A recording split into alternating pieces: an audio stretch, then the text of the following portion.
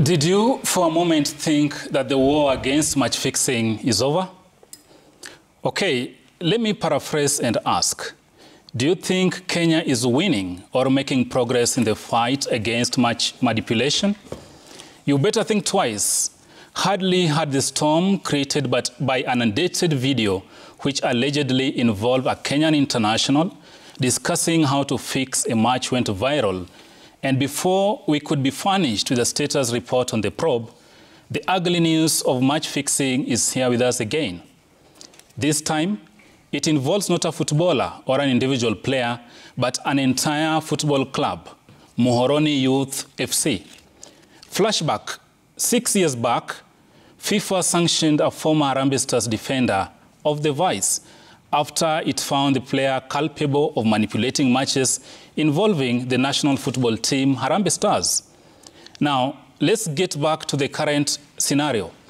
FIFA on Friday announced, and I quote, following a thorough analysis of the respective cases and as part of its zero-tolerance policy against match manipulation, Kenyan club Muhoroni Youth have been found guilty of activities related to the manipulation of football matches and competitions, and the club senior team have consequently been expelled from Football Kenya Federation National Super League. End of quote. FIFA's decision comes after long investigations.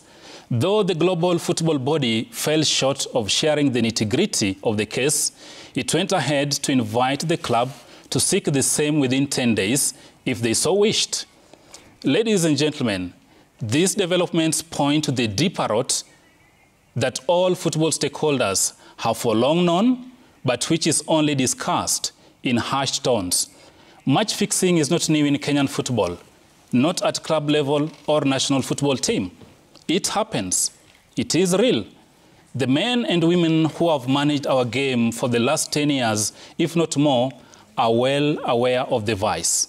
This begs the question, why then is rooting out the cancer too tedious, if not at all order? Here is why. There is no single Kenyan law, and here I mean a law anchored on the Kenyan Constitution 2010, or better still, the Sport Act 2013, which details how to deal with match fixing. The most FKF can do is to sanction individual players or clubs, but we need stringent laws anchored in the Constitution to enumerate stringent penalties, including imprisonment of the offenders. This is what our legislators who sit in the National Assembly and more so in the Sports and Culture Committee in the National Assembly, financed by the taxpayer, need to deal with. As things stand, suspects have merely been charged with contravention of Section 313 of the Penal Code, which in my view is not robust enough to tame match fixers. Our legislators need to act, and the time is now. That is my shot.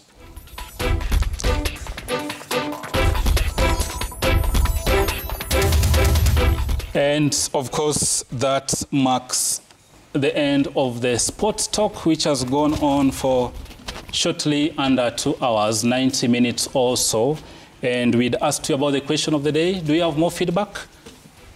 I'm told because of time, we are not able to sample more of them. And of course, here with me is Ziti Jimoy. She's a devil through and through. We have Wakili here, Chutsi, joining us the program. Steve Chitera, she's a blue, which of course are not shining as they should. And to the extreme end is a rugby player, but he didn't make good use of his talent. You should have added to it and said a football player. No, he's a rugby player. A football player. Basketballer. Oh, Chutsi was a basketballer. Because time is up. We'll do this again next week, same place, same time. This is Sporty Monday, the most comprehensive sports show in the land. And of course, we are because you are. Thank you for cheering us on. See you again. The Gunners, go do it.